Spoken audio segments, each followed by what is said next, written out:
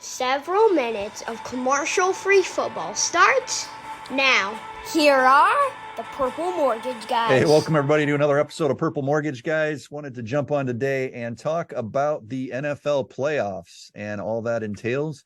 We're not going to get into a lot of predictions of who we see winning and losing in the playoffs, but guys, we wanted to jump on and talk about how we see it shaking out in the NFC and now the new revamped, potentially AFC, who will get each seed and what those matchups would look like. So we're going to start in the NFC. We know that well. Vikings have been in the mix all season for the 2 and 3 and potentially the 1 seed last week for a couple of hours, but now staring at a 3 seed pretty likely. So guys, here's how it sits right now going into week 18. We got the Eagles playing for a potential 1 seed. They have to beat the Giants. Giants may or may not be resting a lot of their key players or starters.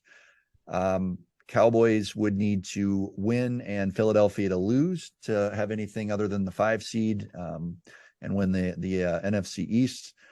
If the Eagles happen to lose to those Giants, opens the door for the 49ers to potentially jump into the 1 seed. 49ers, I think we'd all agree there's no chance they lose that game to the Cardinals. Cardinals are in complete disarray and playing for a high draft pick. Coach is probably out the door, and they are on David Blau, I believe, again this week as their quarterback, playing a Niners team that is very highly motivated to win that game. So I think that one's pretty well set in stone. Vikings then would also be locked into the 3 seed, which we've talked about, maybe resting some players and coming into the playoffs healthy. 4 seed is Tampa. They've got that locked up. They will either play Dallas or potentially Philadelphia next week. They will host that game. And then we've got the Giants, or the Cowboys, locked into the 5, or potentially Philadelphia. Got the Giants locked into the 6 seed. And then the 7th and final spot, Packers win, they're in. Seahawks would need a Packers loss and a win to be in, and the Lions would need a Seahawks loss, a Packers loss, meaning that they beat the Packers to make up the 7th team. Guys, the NFL did the Packers a huge favor, shocking face here, with putting the Packers-Lions game on Sunday night, meaning that the Lions will more than likely know that they are eliminated if Seattle wins their game earlier in the day against, I believe it's the LA Rams, who are playing for nothing at the same time. So league's doing a good job of taking advantage of Aaron Rodgers in primetime, win and get in, but they are not doing the Lions or the Seahawks any favors with that move. So guys, I kind of see this as chalk, what I just mentioned. Philly 1, San Fran 2, Vikings 3, Bucks 4, Cowboys 5, Giants 6, and the Packers making up the 7th seed. Goose, Tanner, we'll start with you. Do you see any surprises Sunday with any of these games, or is that how you see it playing out as well? No, I think the NFC is pretty set going into the last week of the season here. Other than that 7 seed, I think the Seahawks, you said, are currently the 7 seed. I do think the Packers will beat the Lions at Lambeau to end the season on Sunday nights and squeak into the playoffs. But other than that, I think 1 through 6 is set. Do you see it the same way, or do you see a surprise there, and maybe Philadelphia or the Niners dropping an unexpected game? I'm having a tough time with this one because it does look like Hurts is trending to play. But Dabble seems like down a best case path where the Niners get the 1 seed, or what are you going for here, Goose? I really didn't consider that until about 15 minutes ago. And just to see how things could shake up if that happens. Dabble does seem like a coach who cares about momentum, doesn't want to lose to a division rival going into the playoffs. I imagine as a team who's seen the Eagles or is going to have seen the Eagles twice in a year, he knows how tough they are, and would much rather that they go on the road for their first week or so, and hopefully someone knocks them out. So I think if the Giants certainly could play the Eagles tough, and if they win, the amount that shakes up, I believe the Cowboys are going to win this week. That could potentially put us at a 49ers 1 seed, first round bye, Cowboys 2 seed, Vikings 3 seed, Buccaneers 4 seed. Eagles go from a first round bye all season long to now going on the road, wild card weekend. Giants at 6 seed. And then I also have the Seahawks holding on to the 7 seed. And I kind of have the same mindset with the Giants as I do the Lions. I think that Dan Campbell is still really trying to build a culture in Detroit. And even if they're eliminated, I think it's a game against the Packers on the road. Dan's trying to build up the culture there. They fought hard all year. Their offense has been really good. Their trenches are really solid. And I think even if they know that they're eliminated, Dan Campbell's going to get his players to get up and try to play spoiler against a division rival that they beat earlier in the year, and they're probably playing better ball now. So could be a wildly different playoff picture than what we're looking at right now, and would make for a fun Sunday of football coming up. So certainly wouldn't love that the Niners have home field advantage all playoffs long, and would also have an extra week of rest. But I think that could be fairly likely. Another interesting point here is, how often do you think an MVP race could have maybe gotten clearer by someone not playing? When Jalen first went out, it was like, well, Jalen lost the award. You have to play all season. You have to be a part of your team winning. For them to go 0-2 the past 2 weeks, I think, if anything, has just solidified how important he is to that team. And I guess we'll see. It's a big decision for them to make. They've got a lot on the line now. But also, you've seen the way that Jalen plays.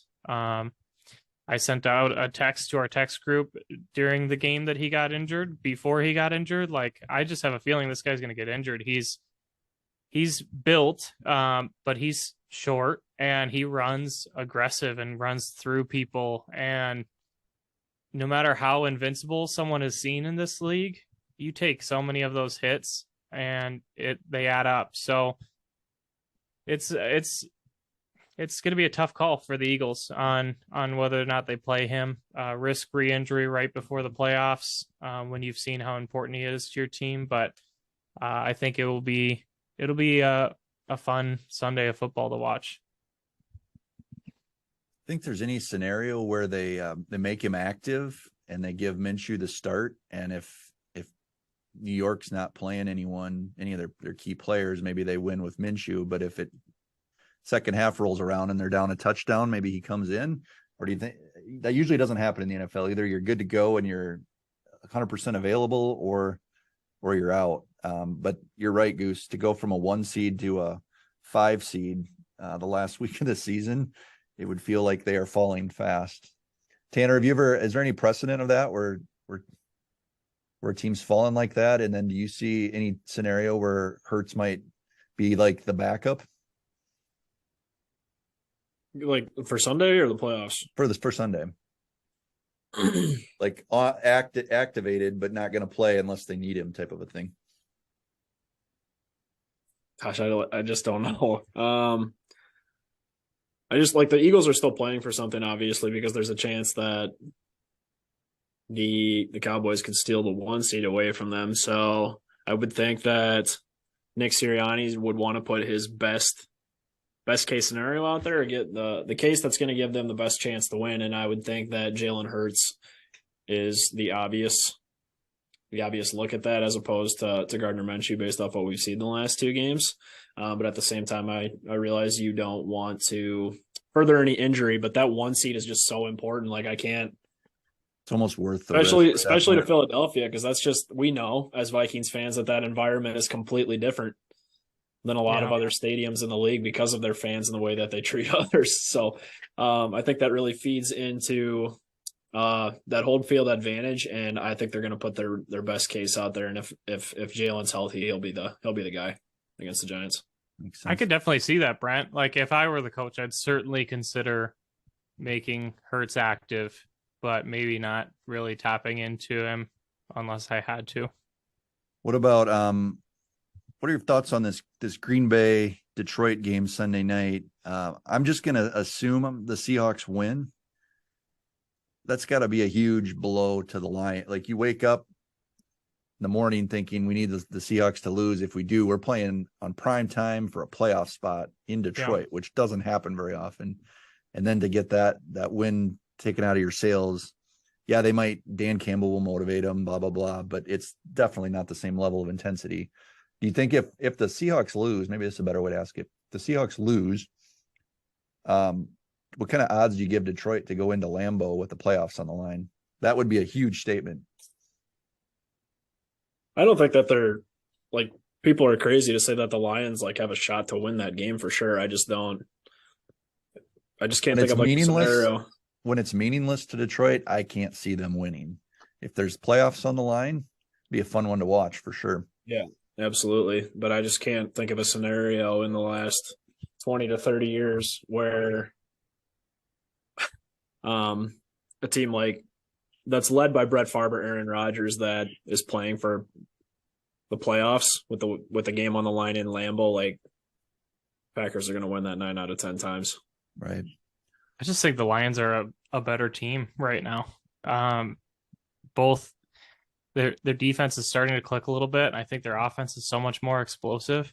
I don't know if it's because I'm scarred by the Cardinals eliminating the Vikings from the playoffs on the old push out rule when they had nothing to play for, but I